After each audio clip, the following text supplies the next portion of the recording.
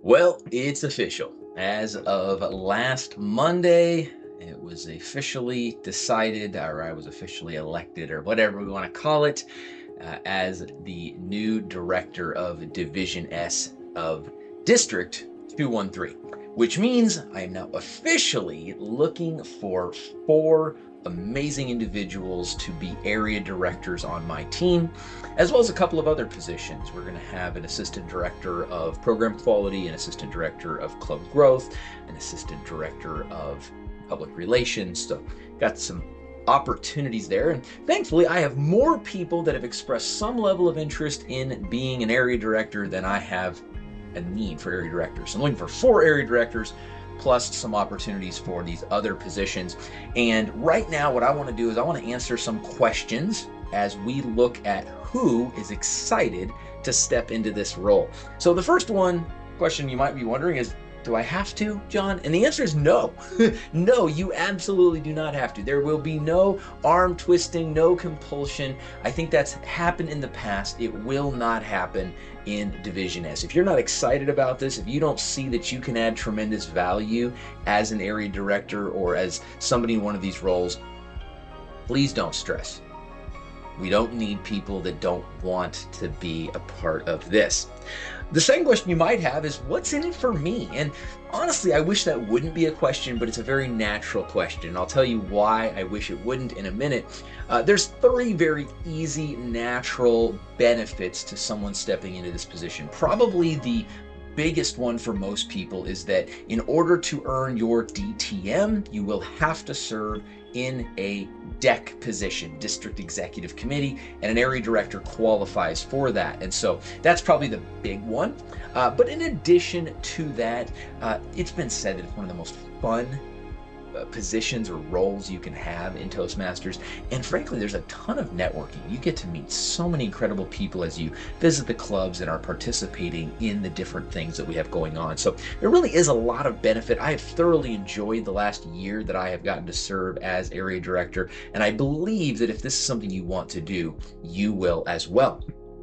So your next question, and probably the more important question, is, all right, well then, if I do this, what's expected of me? And honestly, that's where I want us to focus. As much as, yes, I get it, we all want to make sure that it's going to serve us. I'm really looking for leaders who are interested in serving others. I mean, the name of my company, SML, Servant-Minded Leadership, that's what I'm looking for, whether it's my company or whether it is in Toastmasters. So what's expected? Well, there's going to be two layers of expectation. You have the Toastmasters expectations, and then frankly, you're going to have some additional expectations from me. On the Toastmasters side, I'm going to give a link in the description of this video, but it boils down to you need to visit all of your clubs once in the first 6 months and create a report, and then once in the second 6 months. So 2 club visits over the course of the year. There will also be expectations that you help run the contests for your areas. And then with those reports, I'm expecting that you will be the eyes and the ears on the ground for the clubs. If I were to try to guess about how much time investment on the Toastmasters level, you're probably looking at 1 to 2 hours a month. Now, there are some months where it's like 8 hours and then other months where it's 0 hours, but on average, probably 1 to 2 hours a month would be what the Toastmasters expectation would be. But as an area director, I have not done the bare minimum, and quite frankly, I'm not looking for area directors that are going to do the bare minimum. In fact, right now, I'm on my 3rd trip to all of my clubs in my area, and if you've been to any of my contests, you know those were not status quo bare minimum either.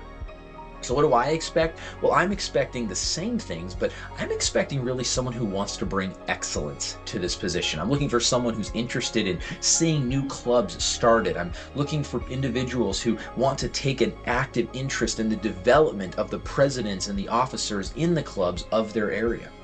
Ultimately, what I'm looking for is someone who's willing to invest more like 1 to 2 hours a week as opposed to 1 to 2 hours a month.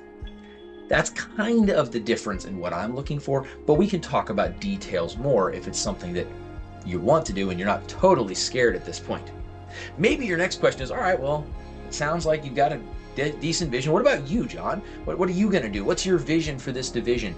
And I think those are great questions. I'm going to say 2 things. Number 1, I've got a whole separate video. I'll throw that link in the description as well regarding my vision for the division. But in a big high level expectation, I want our division something we can be proud of.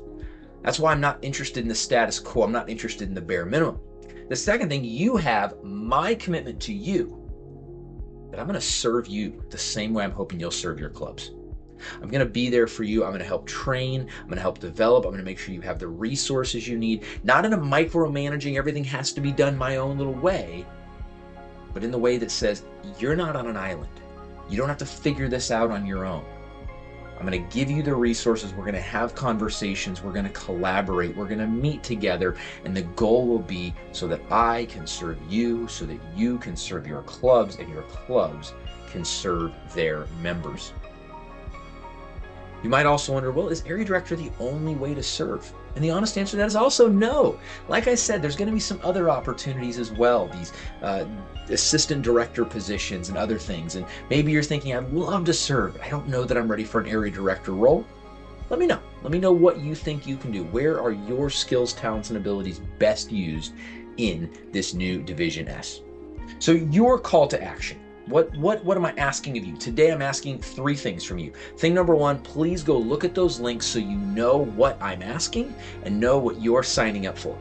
Number 2, if you are looking for more information, you want to have an additional conversation, let me know so that we can get coffee on the books as fast as possible, because I need to know who my area directors are going to be by the end of the month. May 31st, I want to have everything locked in so that we're getting into June and we're starting to set up for success for a July 1 rollout. And the third thing is, if you don't need any of that, you're just like, John, I'm ready to go. We've already talked about this. Why are you still talking about it? Let's get to it. There's going to be another link for a form that I will need you to fill out so that I can officially say, I've got an area director for one of my areas. With that being said, thank you for watching this video. I look forward to connecting with you again in the near future. And until then, I hope you'll make it a great day.